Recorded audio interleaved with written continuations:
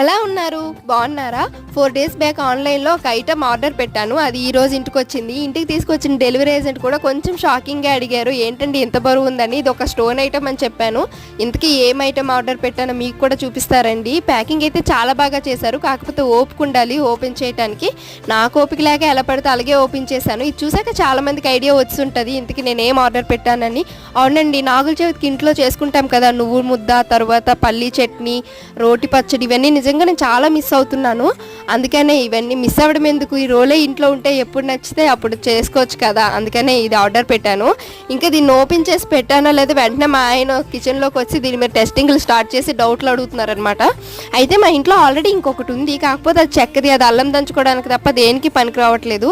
అందుకనే దీన్ని ఆర్డర్ పెట్టాను. ఎంత మిక్సీలో ఇవన్నీ చేసుకున్నా కూడా ఈ రోల్లో దంచుకుంటే ఆ టేస్టే వేరు కదా. ఏమంటారు? మా రోల్ ఎలా ఉంది, నచ్చిందా? వీడియో నచ్చితే ప్లీజ్ లైక్ అండ్ సబ్స్క్రైబ్.